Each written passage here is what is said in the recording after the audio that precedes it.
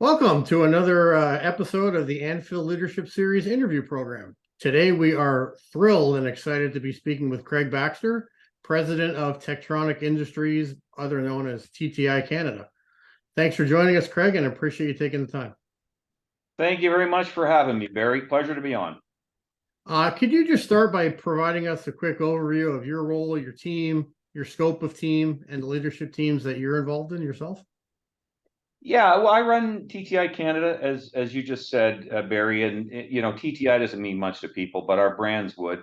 It's the Milwaukee, Ryobi, Ridgid power tool brands. We've got Empire level stiletto hammers. We also have a floor care business, which is Hoover and Dirt Devil. So in Canada, we've got all sales and marketing, finance, customer service, product service. I handle all of those different businesses for our CEO Joe Galli in Canada, and I have some senior leaders that handle the individual strategic business units.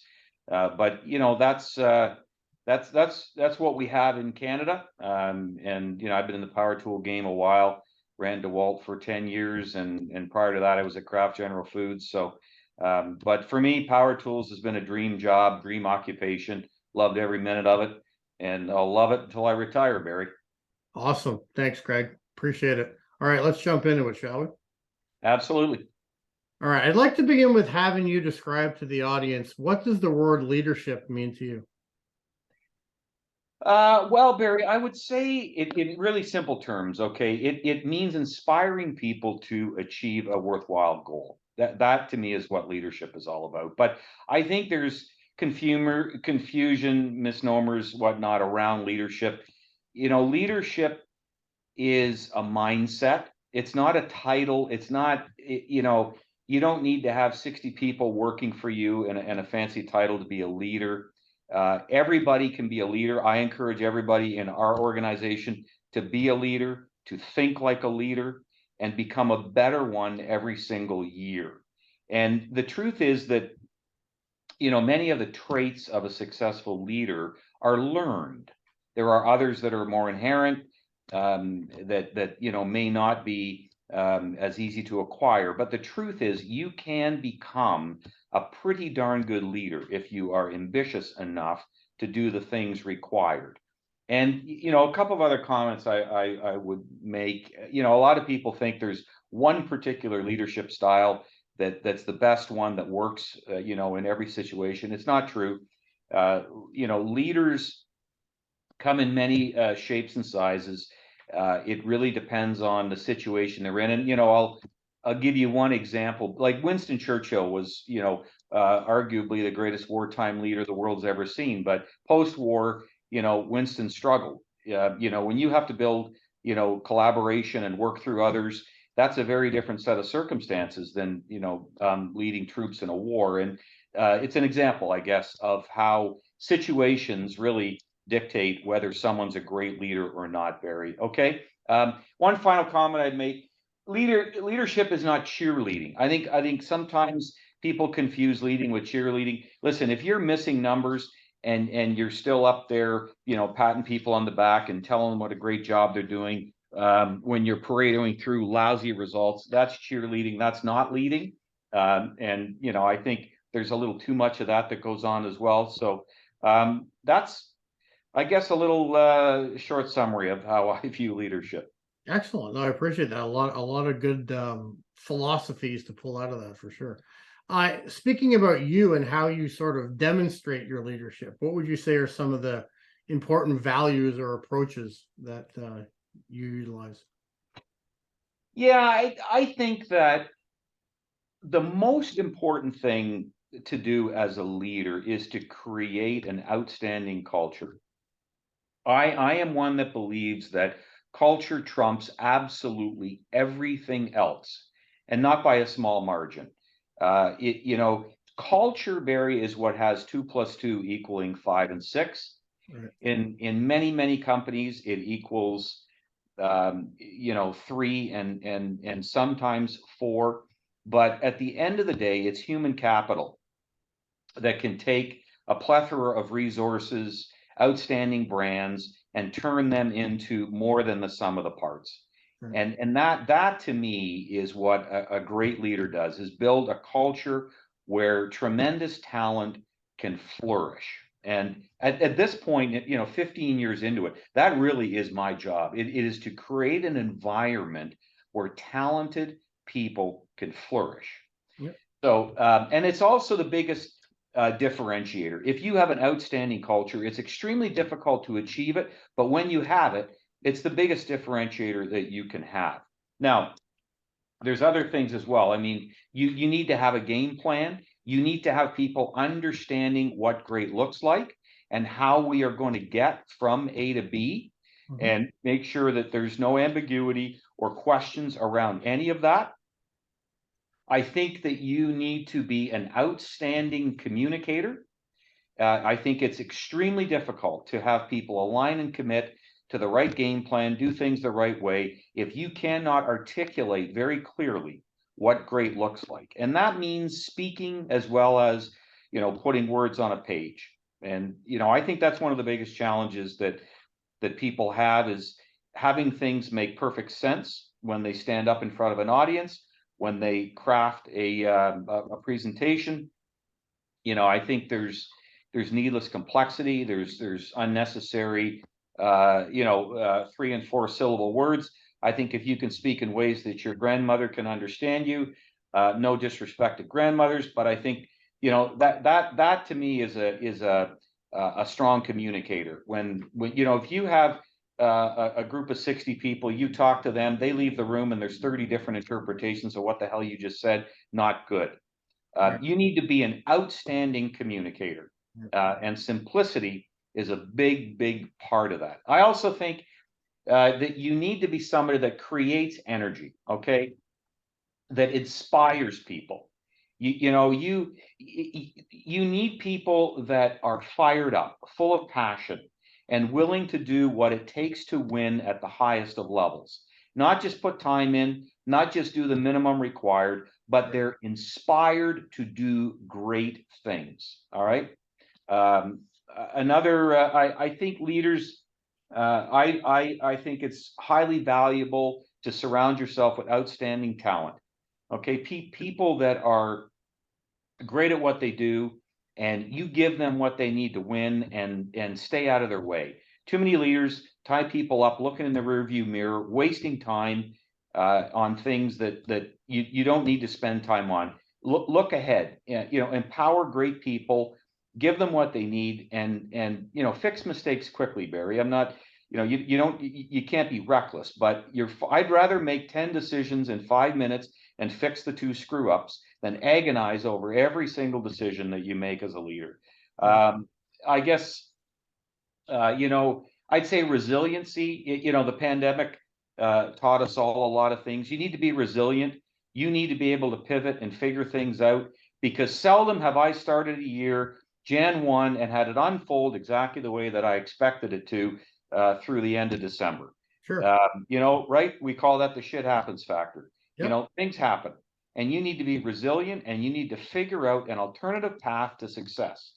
And you need to have a business acumen. You need to understand how to add up the X's and O's and all of that stuff. You need to understand what to do. But I think that way beyond that is the ability to inspire, and the ability to have people wanting to do work that is absolutely exemplary. It's funny when you're saying the part about, keep it simple, stupid, and the message has to be coherent and basic and grandmother. I've had the fortune, obviously, of having partnerships with the Milwaukee division of your company over the years. And if there's one thing I took when I had the responsibility to go and do things similar for that audience, is 2 things. One, keep the message absolutely simple so that people don't spend an inordinate amount of time reading a presentation. And therefore, they're more dialed in to being able to listen to the presenter, which is where the actual inspiration comes from, not the words on a page. Yeah, that's exactly right. And most mistakes that even great operators make can be boiled down to a lack of or poor quality communication. Yep. And that's why I actually put a course together here to have our people obsess about communication and becoming best in class communicators. Because if we can, I don't want to erect statues for people that fix mistakes in incredible ways. I'd rather erect statues for people that are outstanding communicators that avoided those mistakes and came in under budget and executed flawlessly. That's the goal, not to come up with creative ways to fix things. And I think communication, exemplary communication, is grossly underrated as a factor in great leadership. So anyhow, it's a big deal for me. Well, yeah, I mean, as we're looking at the questions I wanted to ask, and I'll pivot. You mentioned the importance of communication. How would you define your communication style, and what do you feel are the actual? You've kind of talked a little bit about the benefits, but if you had to categorize that style, what would it be? Well, I don't know if I have a certain style, Barry. I would say, I'm very much, a situational leadership type of individual. I think it really depends on your audience. Okay. So, I could be presenting to my boss, who's the CEO, could be presenting, it could be one-on-one. It could be at a sales meeting with 800 people in the room. It could be, to, you as a member of the Wolseley executive team. All of those scenarios really vary in terms of my approach. Sure. And the methodology that I may use for that. So I can't say I have one particular. I have a style depending on the situation, Barry. And I tried, but I mean, there's common threads, right? I mean, I strive for simplicity all the way through, both in terms of the way I construct a presentation and the way I speak to the content of the presentation. I think that it's vitally important that you really strive to have the audience fully understand exactly what you are trying to get them to leave the room understanding. Right. And then I think that there's also things that need to be done in terms of follow-up and accountability for the things that you spoke to ultimately leads to the result that you're trying to achieve. Right. But that it really, I guess one other, I try to over communicate. No one's ever come to me and said, "Oh gosh, Craig, I can't believe I screwed up because you told me too many times the way that we want to do things." Or, I've never had that happen, Barry. Sure. No, but as I hear that, I think my brain hears, begin with the end in mind as to what's your goal.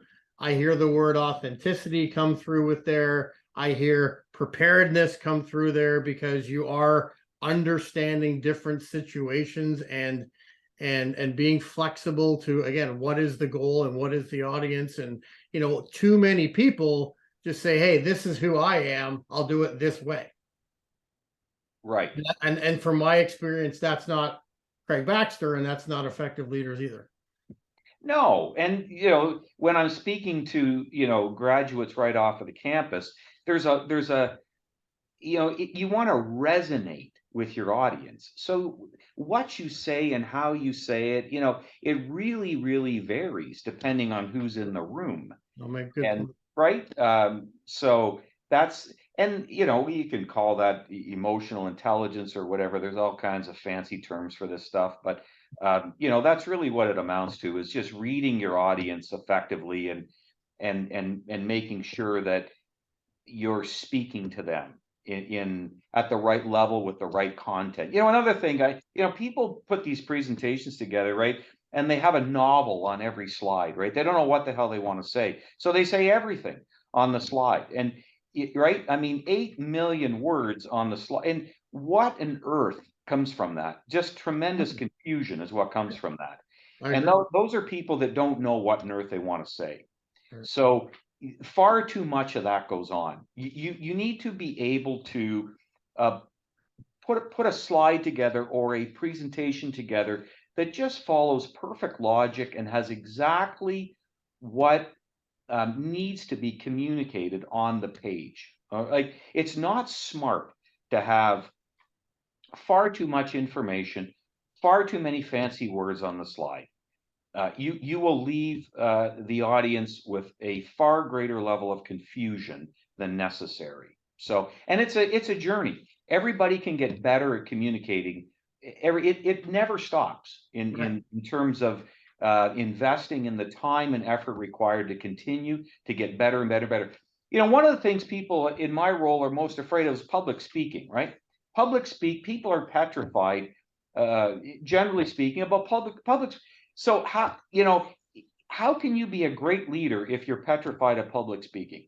Not good, not good, right? So you need to deal with that head on. You need to work your way to the point where you are at least comfortable. You might not love it, but at least you're comfortable being a public speaker, because you want to rally people, create energy with people. And you can't do that if you're standing up there petrified about being up in front of the audience. The audience is only going to take away from that. You don't want to be up there. And or reading slides that have far too much content. We've all seen it, and it's funny, one of my favorite phrases is, I've never met a microphone I didn't like. Because, while it may not be my natural habitat, you recognize that if that's a requirement, you should embrace it, you should develop it, and then you should continue to improve that comfort level and skill set. Yes, exactly. Exactly. All right. Yeah. So I know all of the attributes, and as I, knowing you fairly well, all the attributes that you mentioned, but if I were to talk to, your direct report team, and I know a few of them, what sort of leader would they describe you as to me?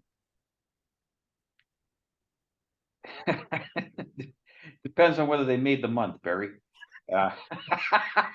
Broader strokes in the last 15 years, let's say. No, I think they would say I'm a visionary. I think, when Milwaukee was 30 million and we had 6 people and no customers returning our calls, I would say I was a bit of a visionary to say that, in 10 years we could become the #1 brand of Pro Tools, and here's how we're going to do that. So, that's one thing. Another thing is inspiring. I talk about how important it is to be inspiring and create energy and enthusiasm and passion in people. I am full of passion. I'm fired up about what I do. I'm fired up about what we have achieved and what we're going to achieve. And I think inspiration would be one thing. I am somebody that's big on accountability, Barry. I think accountability is something that is greatly lacking in the business world. I think people are too satisfied with lousy results and excuses, and that's just not the way that I'm wired. Right. I operate with a very, very high degree of accountability. I would say that I'm decisive. Doesn't take me long to make decisions. I know what I'd like to do, and I don't need 97 Excel spreadsheets and 13 meetings to decide.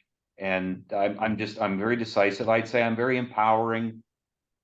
Great people do not want to be babysat. They don't want to be explaining things every day of the week. Great people want to be given what they need to achieve success. Know you're there, know you've got their back, and they want to be left alone to do their damn job.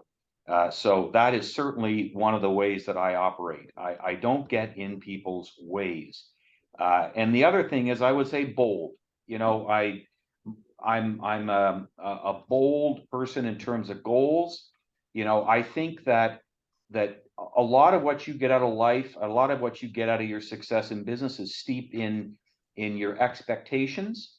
Right. Many people set low expectations because they're afraid of failure. They're afraid of what comes from high expectations. But I just, you don't get a do-over. This is not a dress rehearsal.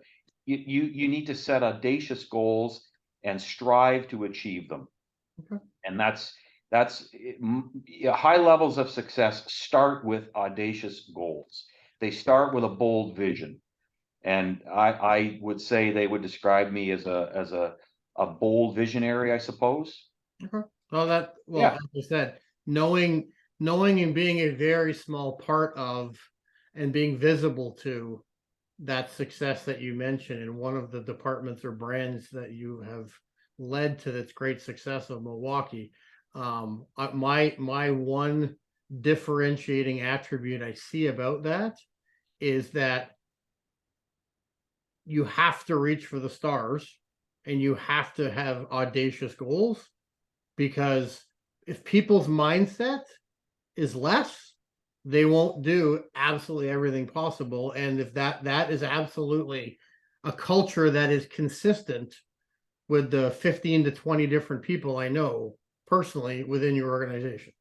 Nothing is unexpectedly required to achieve a goal that nobody else thinks is capable, and you continue to achieve them.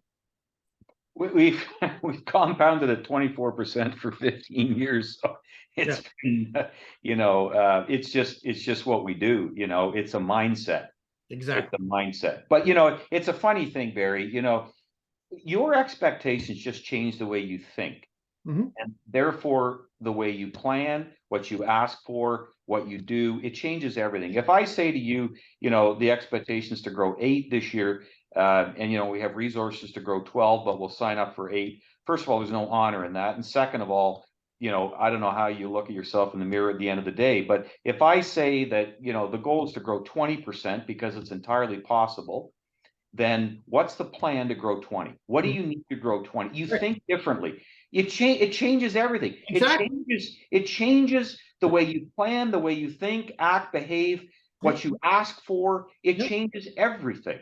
Yep. And 100%. that's why I think high expectations are the start of most great things. Yep. And So, I'm a huge believer in that. no, and when, to your point, when the track record continues to repeat, then obviously there's a secret sauce there, right? And others may ask themselves, why not? Then I think they have to look into the mirror. And this is exactly why I'm doing these interviews, is to offer that type of insight for others to be bold and be brave and recognize and say, okay, I'm good at what I do. I believe I'm good at what I do, but how and what are other examples that I may not have, access to learn from, that are real life conversations around being bold and moving to great. Because that journey, as we all know, from good to great isn't easy, but it's got to start with a mindset, to your point. Yes, yes. And that's absolutely true. And it's also hard once you've achieved a high level of success over the long term. It is hard to maintain a mindset within your organization that allows you to continue along that path, because success or complacency is the success disease. Okay, that's what I talk to our folks about. Okay, complacency is the success disease, and there's a temptation, right, for people to think that we're entitled to something because we have achieved a high level of success over the long term. Well, the fact of the matter is we're not entitled to a damn thing because of anything we did last year. Nothing. It is up to us to prepare for success more intensively every single year and expect nothing. Yep. And I think that if you can keep your head screwed on straight by approaching each and every year like that, then you've got a fighting chance of continuing to go down the road that I can speak to our road, Sure. that we've been on, right? Right. But as soon as you start thinking you got this all figured out and you're owed something, then you are starting down the slippery slide of the slippery slope on the other side of that mountain, right? Just keep doing a lot more listening than talking, and follow through on the stuff that you need to follow through on. if you keep it very, very simple and you maintain a great degree of humility, high degree of humility, I should say, you are, I think, going to continue to maximize the likelihood of continuing down that road, Barry. Right. So a couple more to wrap up, and I think I've already listened to it in all of the great advice and all of the way you've characterized your culture and your teammates and your approach. But to try and hone it down to one key message, if I were to ask you, what is your quote unquote greatest strength or superpower, if you will, what would you define it as?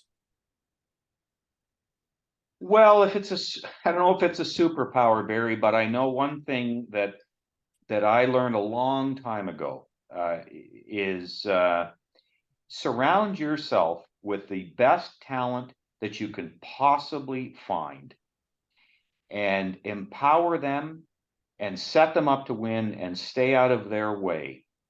Because as the company grows and as you have more and more resources coming into the org, you can't do everything. Right. You can't. You can't. You need to trust incredibly talented people to do extraordinary things. And when you surround yourself with enough of those individuals, Right. it's unbelievable what you can achieve.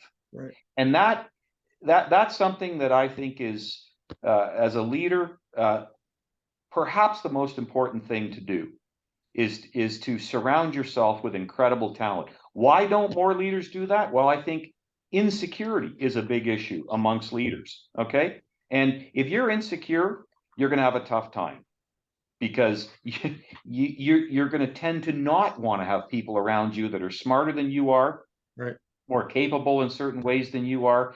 Well, that's a fatal flaw, I think, in great leadership. And great people don't want to work for insecure leaders. So if you want to call it a superpower, I think the superpowers are, I'm surrounded by superpowers, Barry. There you go. No, that's fantastic. Well, listen, I'd like to take this opportunity to thank Craig for joining us today. I learned a lot, even though I've known you for a number of years. I certainly learned a lot around, I'd say, what you wake up thinking about, that whether it's conscious or subconscious competence, the things that are on your mind on a day in and day out basis, depending on circumstance, timing, audience, all those things. I certainly felt like I learned a lot more about, not necessarily what makes Craig tick, but how Craig ticks. And that's kind of the point of all of this, is finding those leaders with a track record of success to share that with others. So I've learned a lot about your style. I've learned a lot about your approach that you've offered and the journey that you've undertaken. So I just like to take this opportunity to thank you very much for joining us. You're welcome, Barry. I appreciate the opportunity. Great to spend some time sharing a few thoughts. So appreciate it. Okay. Awesome. Yeah. For our audience, these interviews are available on our YouTube channel. Go to YouTube and search Anfield Leadership Series. Join us next time for another insightful interview on the challenging subject of effective leadership. Thanks for watching and have a great day.